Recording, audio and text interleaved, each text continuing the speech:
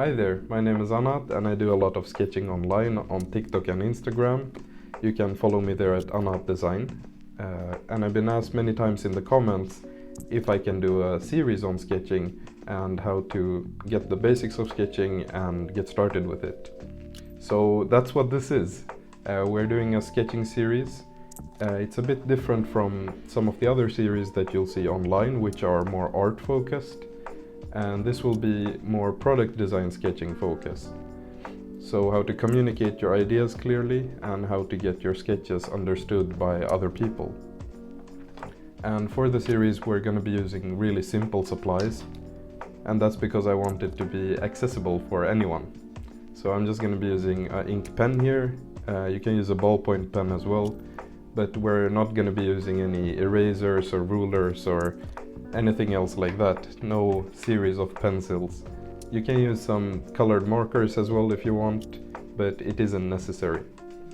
So in the first lesson, this lesson, we're going to do some warming up, getting your shoulders ready for sketching, and warming up with some straight lines, ellipses, and things like that. These are the basic types of movements you'll need to learn to get your product design sketching to the next level. So let's get started with this sketching course. I'm really excited, and you can follow along with me, pause the videos whenever you want, and fill out your own pages with fantastic sketches. And if you do follow along with the sketches in this video and the upcoming ones, do send it to me, because I'm always excited to see what you guys are up to in sketching as well. Let's start off with some practice on straight lines, because straight lines are used almost everywhere in product design. You really want to practice on this a lot and make sure that you can nail your straight lines every time. This will make your drawing process so much faster, because you don't need to second guess every time you have to make a straight line if it's going to be correct or not. So there's two parts to this, right? On one hand, there's the technique, which if you learn to get right, you'll make your line quality instantly much better. And on the other hand, there's a lot of practice and love that goes into this. So the more you practice, the more love and care you put into getting your lines straight, the better they will become in the end. For some people this can be quite easy. I thought it was pretty hard to get a straight line in the beginning, because I was so used to using my wrists as a pivot in opposed to my shoulder. So using your shoulder really ups your line quality by a lot, and it's definitely something that I recommend that you try to get as a habit, and also try and let go of the habit of maybe using your wrists while making longer straight lines. For shorter lines or curved lines, it might be nice to use your wrist as a pivot, or maybe your elbow. That's also something I do quite regularly. But I really recommend trying to get into the habit of using your shoulder to make your straight lines. And here I can also demonstrate another perspective of me doing it from another view here. So here you can notice my wrist is not really touching the table, and neither is my elbow actually. And that's because you want to get the pivot from your shoulders all the way, so that you make your lines all the way across the paper with just your shoulder. Maybe your hand can be on the paper, but it's just guiding the pencil there. And it's good for practice, especially, to just use your shoulder and try and get used to doing that, because I know it can feel really unnatural to start with, not having any support against the paper, but in the end it really does get your line quality much better. So once you're comfortable with doing just straight lines and you've practiced for a bit, then you can try making these, some straight lines through points. And making them through different points, it gets you more accurate in where you're putting your lines and helps to practice with that. So here is a technique that I'm doing, which you'll probably see in the video, called ghosting, in which I practice a few times above the paper before committing and putting down a line. This gets you comfortable with the hand movements you'll have to do while putting down that specific sort of line you want, before actually having to put down anything. So it's fantastic.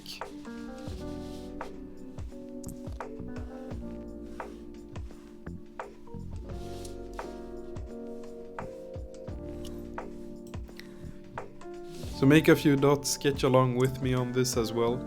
If you want a real challenge, then you can try putting the dots quite far away on the paper. Once you've done a few close by, getting confident with it. Yeah, and see how that goes. When the further away that you make your dots, the more that you want to be emphasizing on, oh yeah, let's use our shoulders for this.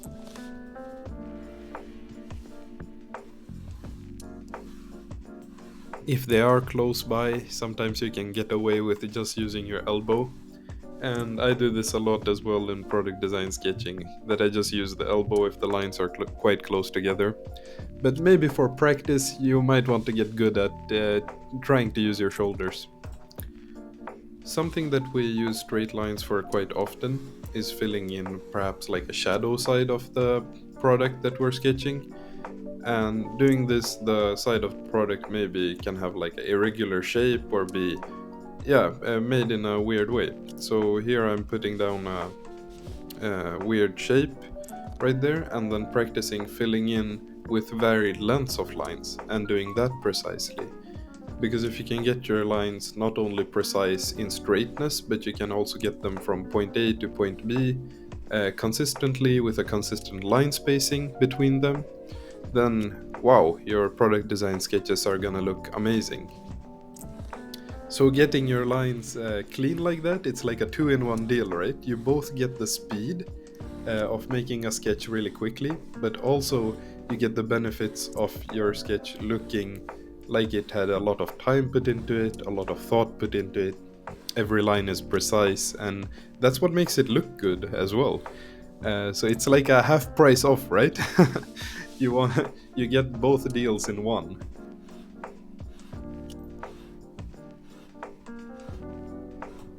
And of course, there is a lot of care actually put into it, because you've spent so much time practicing that when it actually comes to sketching, you can do it pretty quickly.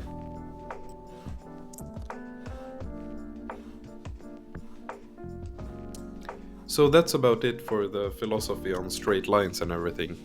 We'll also be going over doing circles and ellipses next. And these are like the bread and the butter of your sketching to start with. Because you can construct so many things from just being able to nail the straight lines and the circles, that practicing this will benefit you a lot in the upcoming videos.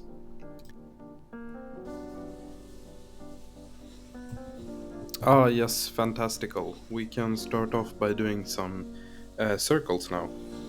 Doing like different sizes circles, you can try doing different directions with your hand rotation, and get comfortable with it. Do a lot of circles and get comfortable.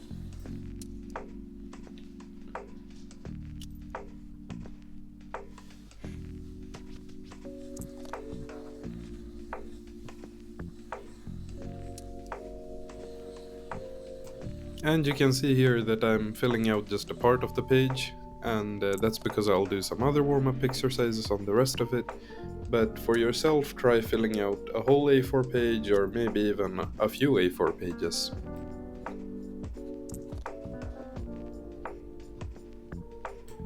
An important tip for drawing circles is trying to get it at the right speed.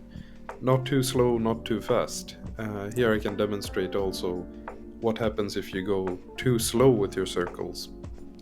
So going a bit faster and getting them done quickly not only makes your product design sketching go a lot faster, because you'll be spending less time on thinking about making circles, but you can also see the confidence in your lines through how they look. So a fast circle will look a lot more confident than a circle that is shown on the left, which is done much more slowly in an exaggerated way.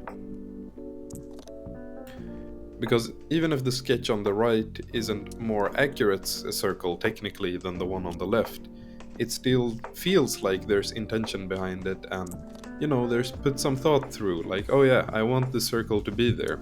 It's part of the drawing.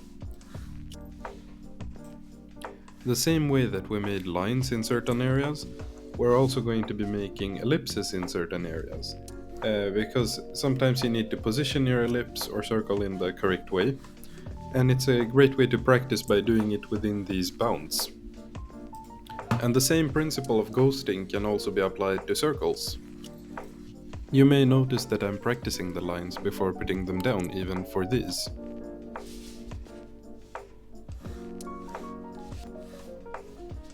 You don't even have to do these ellipses in a rectangle. You can do them in any shape you want, like a cone maybe, so that they get smaller as they get further away from you.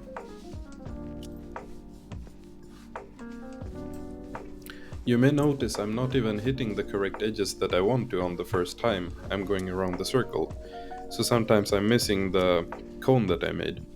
But that's okay, because you can just go another round and your sketch will sort of look like it's supposed to be there.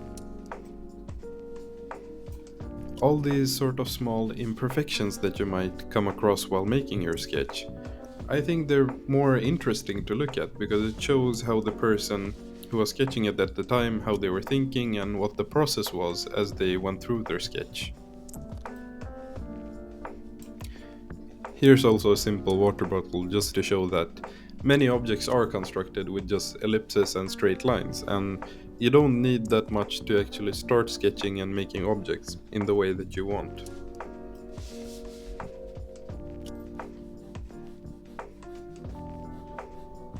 Great, now we've finished with our warming up intro into product design sketching.